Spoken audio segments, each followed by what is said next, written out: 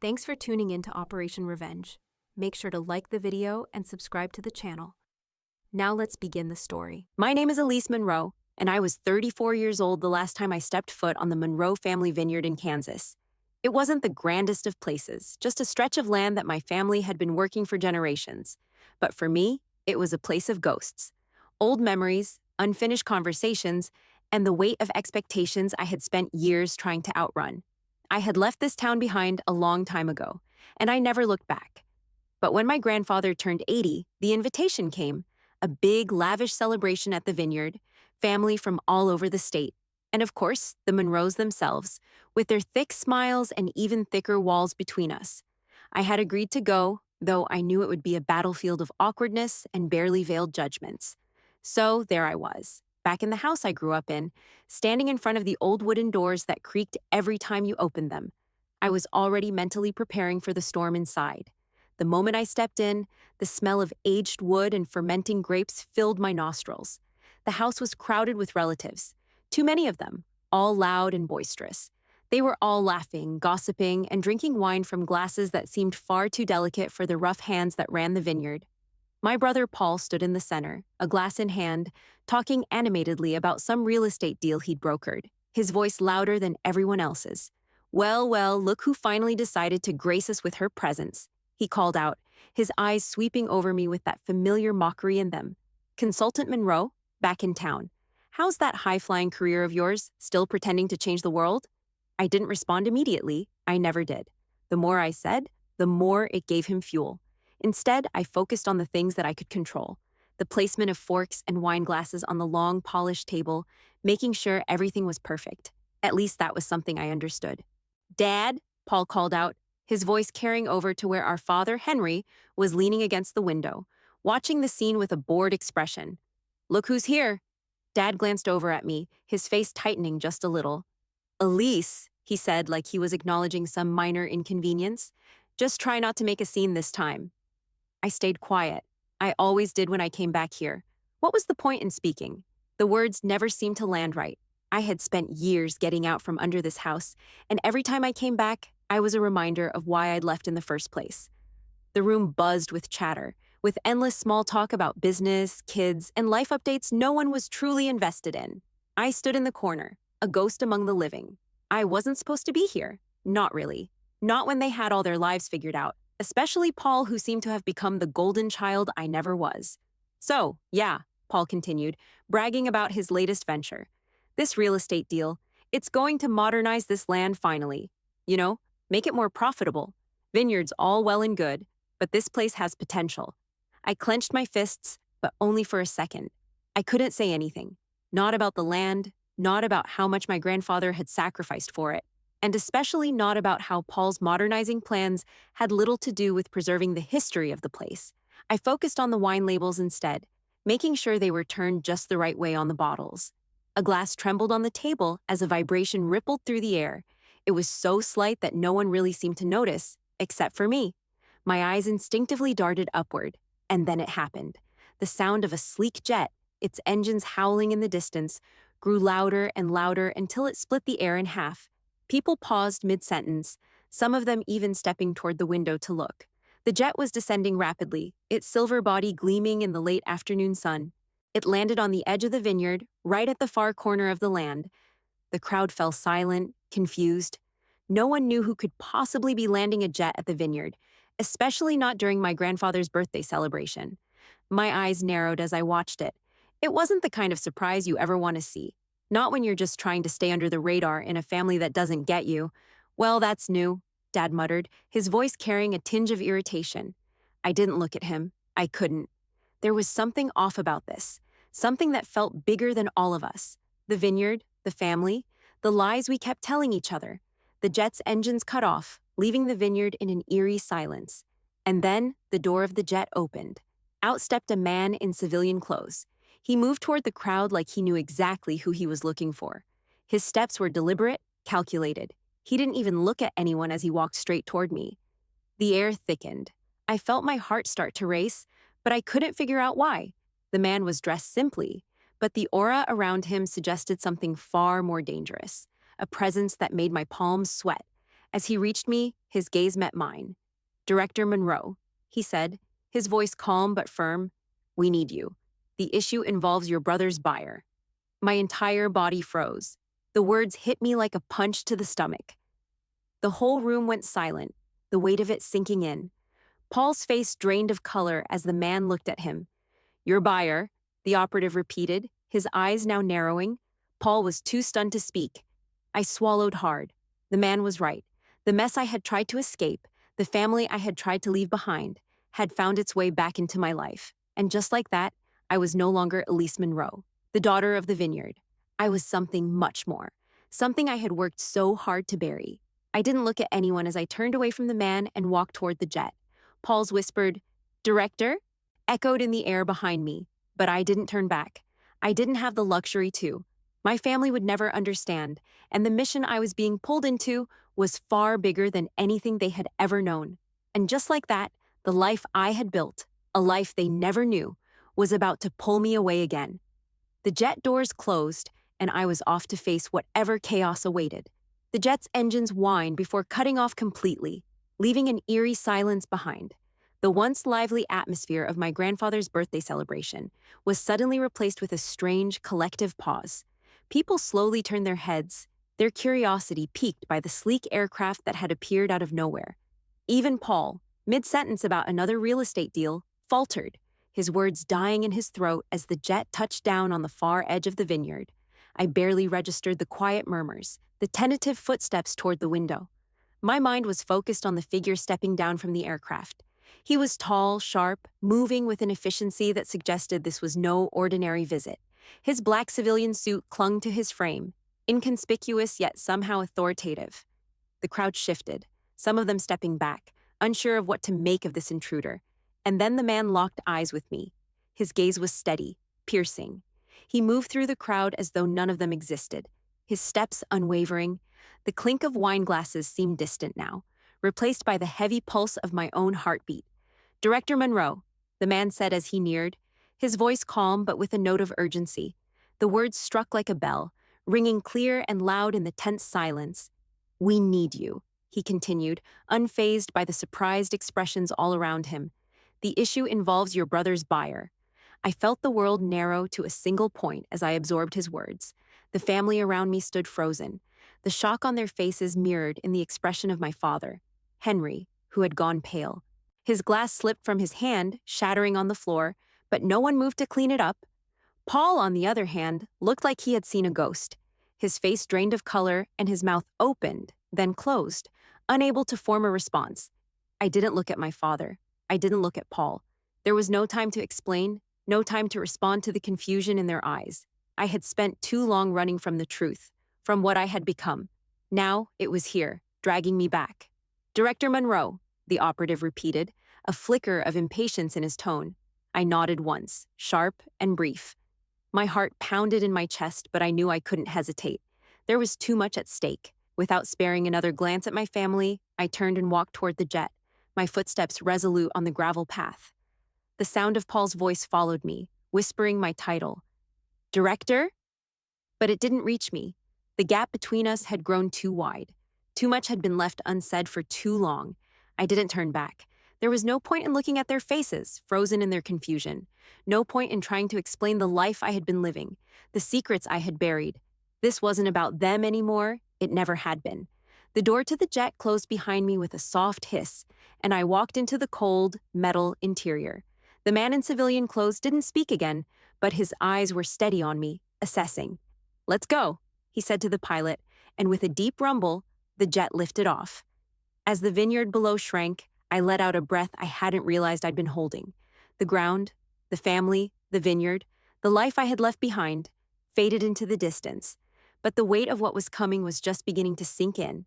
This mission, this truth, was going to change everything. And as the landscape blurred beneath us, I could already feel the storm brewing on the horizon, pulling me into its center. I hadn't expected to feel anything when I left the vineyard behind. But as the jet climbed higher, cutting through the thick layers of emotion that had clung to me like heavy fog, I felt a sharp pang in my chest. This wasn't just about the mission. This wasn't just about stopping my brother's shady real estate deal or exposing the illegal weapons testing behind it. No, this was deeper. The jet leveled out, and I closed my eyes, letting the hum of the engines fill the space around me. In the darkness behind my eyelids, memories from my childhood, memories I thought I had buried, surfaced. It was a cold evening, the sky thick with clouds, when my father first told me the rules. Winemaking, he said, tapping his glass with a thick finger, is for the men, and etiquette is for the women. I was just a girl then, barely in my teens, yet I could already feel the weight of my father's words settling on my shoulders. I had spent my childhood on the farm, watching my father and grandfather work the land, toiling over vines, sweat-soaking their shirts as they handled the crops with reverence. But as a girl, I wasn't allowed to be part of that. You see, winemaking was a sacred tradition, one only the men were allowed to inherit. At least that's how my father saw it. I remember once, my grandfather had been teaching me how to read weather patterns. He'd taken me out into the fields one afternoon to show me how to tell when the crops needed attention. The sun hung low in the sky, casting long shadows over the rows of vines. He taught me about the way the wind shifted, how the temperature rose and fell in the early hours of the morning, and how to predict rain by the way the clouds formed. "You've got the knack, girl," Grandpa had said, his voice gruff but full of pride. "You could be a great vintner." I remember the pride that swelled in me, the sense of accomplishment. But when I returned home that evening, my father had dismissed it with a curt, "That's unladylike. Wine is for the men." I kept my silence then, the same way I had always done, and went back to my schoolwork. I put away my dreams of the vineyard, tucked them into a quiet corner of my mind. I was the girl who didn't fit in, the one who wasn't needed, the one who didn't get to make decisions that mattered. At 22, I left the vineyard for good, despite my father's disapproval. I joined an elite intelligence program, one that offered me the chance to do something more, something bigger. I never told my father what I was doing. He would have called it a waste of time. He would have found a way to crush my ambition, just like he always did. Instead, I simply left, disappearing into a world of secrets, espionage, and covert operations. I never got his approval for that choice either. Paul, of course, had his own take on my departure. I had returned for a rare visit to the family home after a particularly harrowing operation in Europe, the kind that leaves you questioning everything you thought you knew about loyalty and duty. But when I walked through the front door, Paul was already there, leaning against the wall, his face twisted into a smirk. "Gone rogue, huh?" he'd said, the words dripping with mockery. "What did you think? That you could just disappear and come back a hero?" He was referring to a botched mission, one where I had saved my team, sacrificing my own reputation in the process. But the failure was pinned on me. A protocol breach, a detail missed in the heat of the moment, and suddenly I was the one who had to take the fall. Paul had spread rumors about it. "She's lost it," he told our extended family.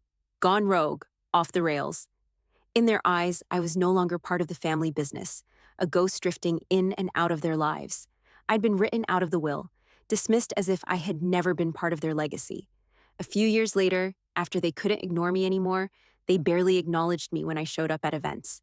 My name, my identity, became nothing more than an internal truth, a truth I carried like a hidden scar. I snapped back to the present, the sharp sound of the jet's engines vibrating beneath me. I let out a breath I hadn't realized I was holding. The mission wasn't about me anymore. It was about getting the job done, exposing the fraud, stopping the deal, and making sure the truth came to light. But deep down, I couldn't shake the feeling that this was also about proving something to them, proving that I wasn't just Elise Monroe, the woman who failed to meet their expectations. I wasn't the failure, the lost cause. I was more than that. I had always been more than that. The world outside the window began to shift, the edges of my memories blending into the darkening horizon. The jet moved forward, the mission pulling me back into the present, where I would uncover the truth hidden beneath layers of family betrayal. The briefing room was cold, sterile, a far cry from the warmth of the vineyard I had just left behind. I sat at a long table, surrounded by intelligence officials who had quickly swapped the formalities for directness. The head of operations, a tall man with a no-nonsense demeanor, set a folder in front of me. He didn't waste time on pleasantries.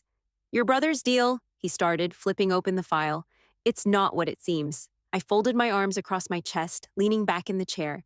Paul's name had been hovering over this operation for weeks.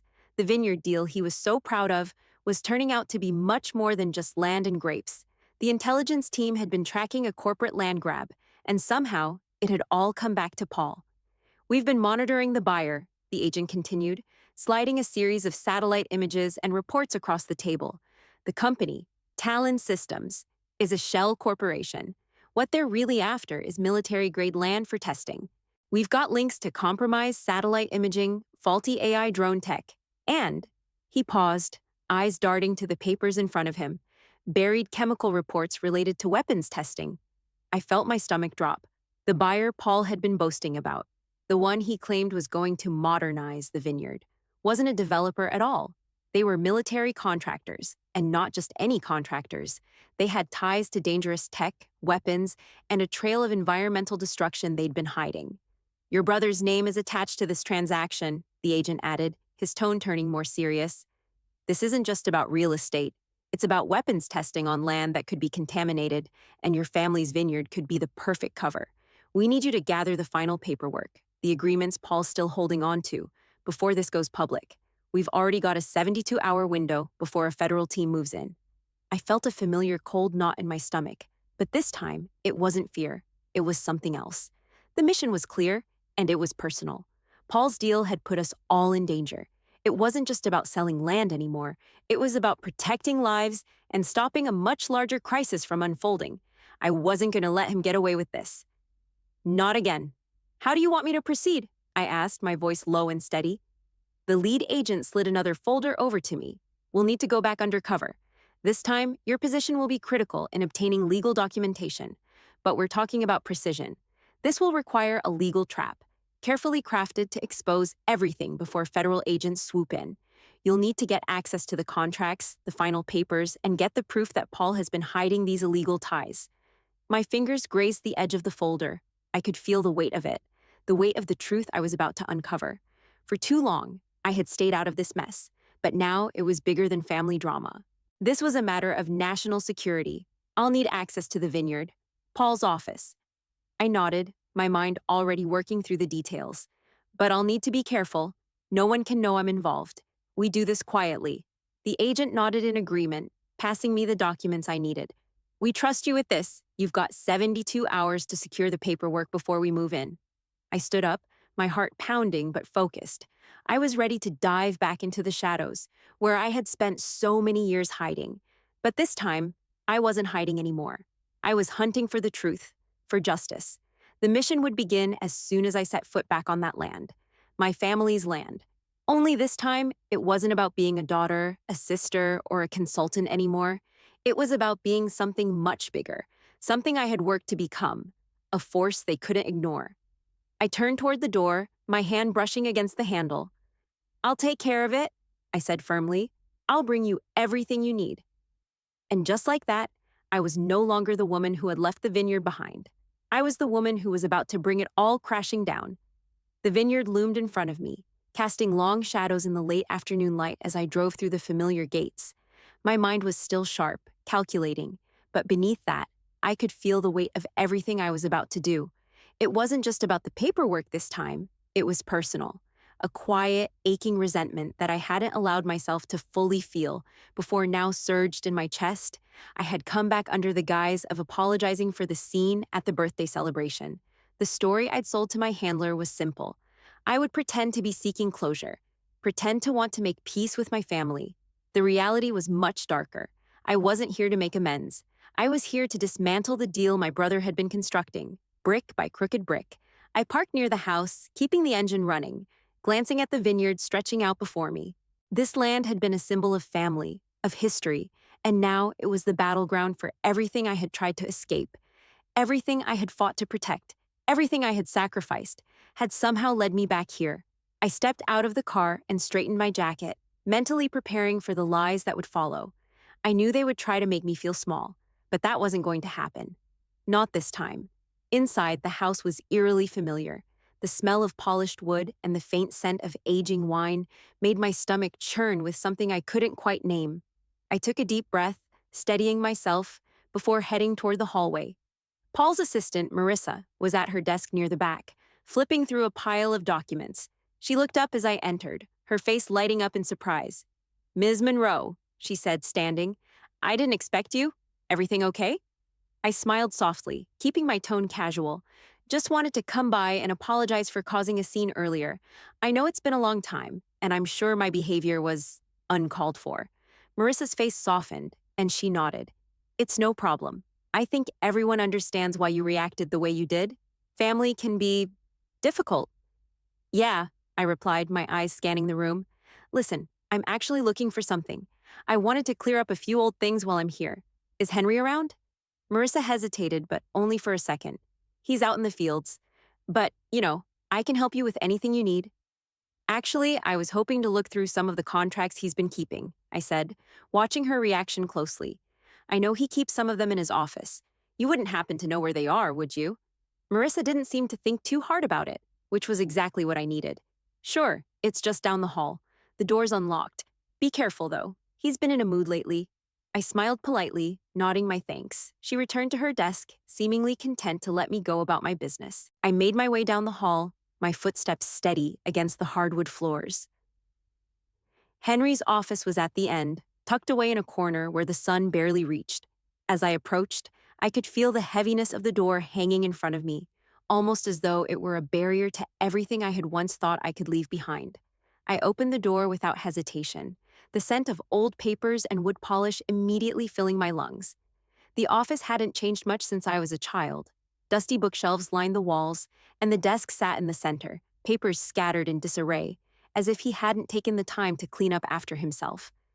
I approached the desk slowly, my eyes scanning for the folders I knew would be there, hidden beneath layers of irrelevant paperwork. I pushed aside a few things and found what I was looking for, a thick folder filled with contracts, deeds, and what appeared to be blueprints. My fingers brushed the edges, and I took a moment to calm the slight tremble in my hands. This was it, the documents that would bring everything crashing down. I opened the folder, skimming through the pages. Environmental reports, land assessments. Everything looked as normal as Paul had made it sound.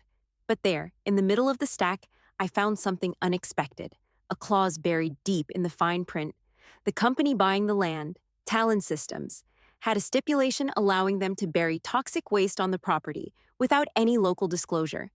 My gut twisted at the implications. I flipped through the rest of the folder, heart hammering in my chest. I needed more. Proof that Paul was involved, something that would connect him to the fraudulent deal. And there it was, a page stained with red wine, its ink blurred but still legible. Paul's signature, forged as Henry's. It was the final piece of the puzzle.